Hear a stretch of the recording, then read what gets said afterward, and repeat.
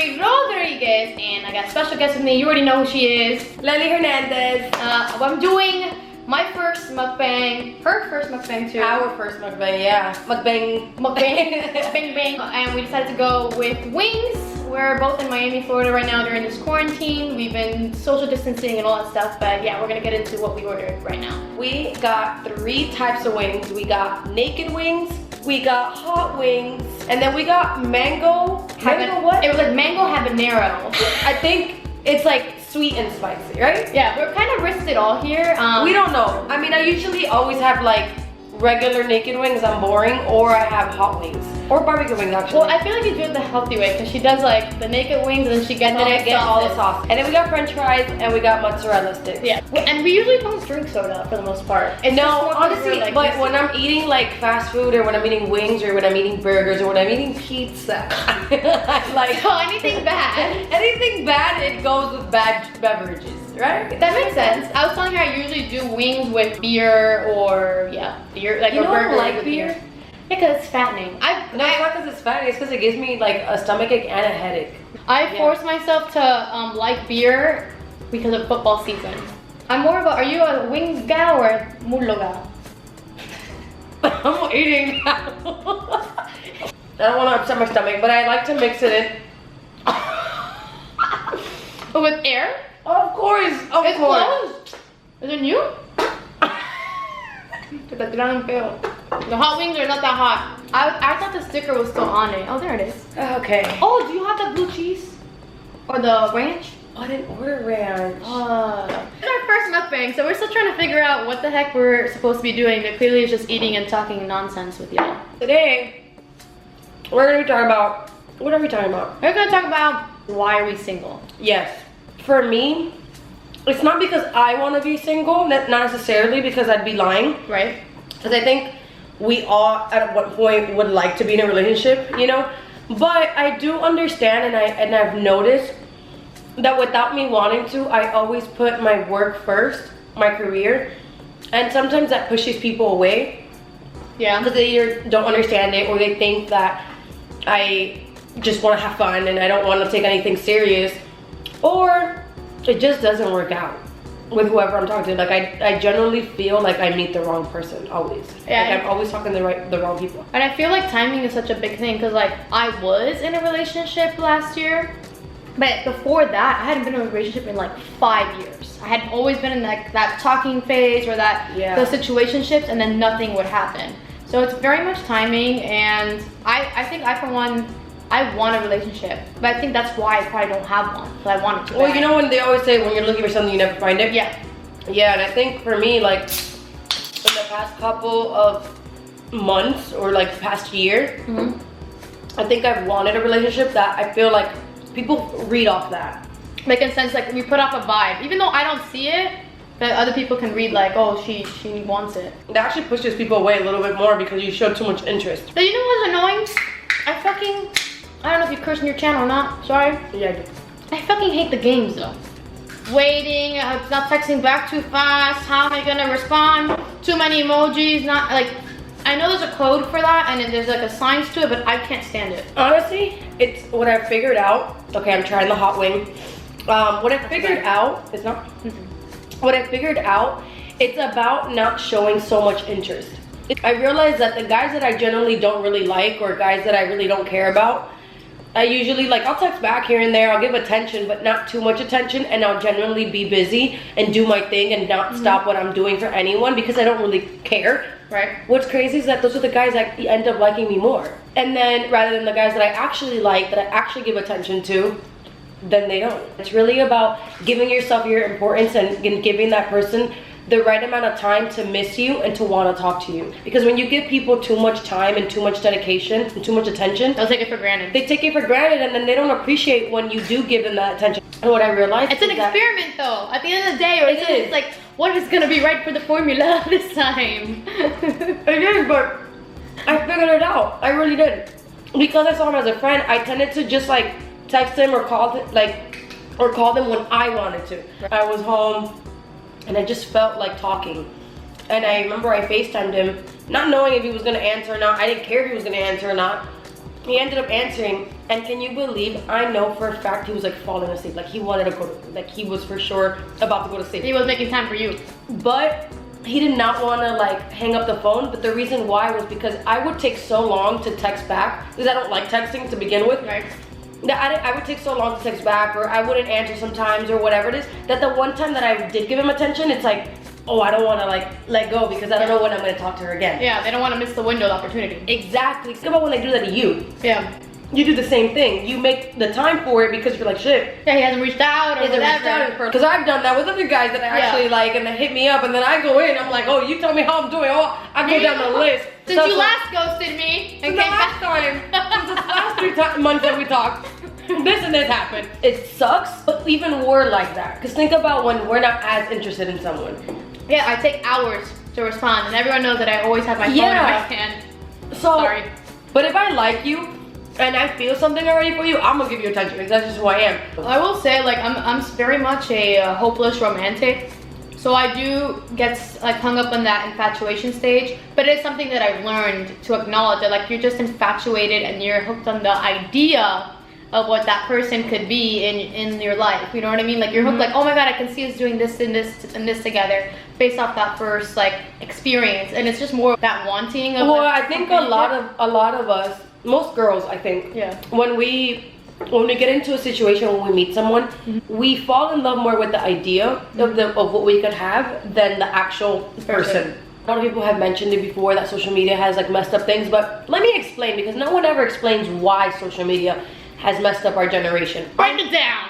On social media, we have so much access to know about people or think that we know about people that it takes away from us actually getting to know someone. Like, for example, if I like someone, unfortunately, I could literally go online and find who their parents are, who their siblings are, check them out, check their friends out, and I know it's it's stalking. Okay, look, I go on stalking mode. But we're all guilty, so we all fucking do it. We go on stalker mode because a lot of the time men lie and say that they're single and they're not single. They have situations, and none of us want to either get played, waste our time, or be in a situation like that. We do our research, but what happens is you do so much research on the guy that you end up knowing everything about him. Shit, you think you do. Or you think you do, yeah. From his favorite color, to the favorite food, to the way he talks, where he goes out to eat, where he's from. It gets to a point that we see this filtered life because we don't know if that's really their life or that's how they are. But I mean, you get an idea out of it because at the end of the day, I mean, there's some truth to social media at the end of the day, what people post. So what happens is, instead of you asking, since you already know the answers to a lot of these questions, you don't ask. Now that you say like asking questions, me and my mom always like reference this video to this day. Like, I'm not even crazy religious, but I'm giving the bones to my your dog. But they cuidado, because it's chicken. I don't think chicken bones are good for dogs. Everyone in the comments is gonna be like, no, don't do it. There's this video about this preacher that goes in on like dating and relationships. If I find the link, I'll share it with you so you can put it in your bio, and I'll put it on my bio too. And it's like, it goes in about like asking questions, and don't say that you don't have anything to talk about, because like you should be like, if you're getting to know someone that's gonna be part of your future, there's a ton of questions that you have to ask. So many. Try the mango. It was good too. Sriracha. You tried it? Damn, you tried it. You see me? I'm not 3 rings in. She be going up on her ranks, and I be. I don't know about this one. I thought it was gonna be a little bit more spicy. When they said habanero, I thought like my lips were gonna be burning. What are some assumptions that you think people have too? Like they assume that you are this way.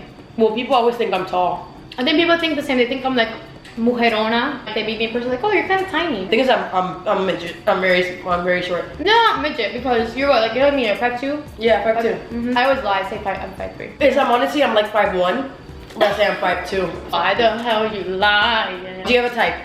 I wouldn't say I have a type, but if you look at the guys I've dated, they all kind of have a type. Like if you look back at pictures, like a similar like look? similar hair, yeah, they have a similar So look. physically, you have a type? I think I physically have a type, but personality-wise, like, not really. They're all over the place. That's what I was gonna say about like first impressions. So like people always think like, oh, like you must only go for like this, and this, and it's not that. Like obviously, yes, looks are one of the first things I look at. By the way, the hot wings are my favorite. Oh shit, my favorite. Excuse me, I'm like mid-burp or like hiccup. I don't know what is going on. I'll look at the physical to see them attracted at first. Like see if there are teeth, I'm a bit teeth. What was the guy before? Actually, Your guys, yeah, they all have like a pretty boy look, like a clean cut, not like corny looking pretty boys, not like model type. Because my last one, I even had, well, actually, I've dated 3 people with tattoos. Yeah, but they're still clean cut though. Yeah, they're. We don't talk about like they dress nice. I've never dated anyone with a beard. I'm nervous, like with beards. The last guy you had had a beard, no? No, but it was like, if it was a beard, it was like trim.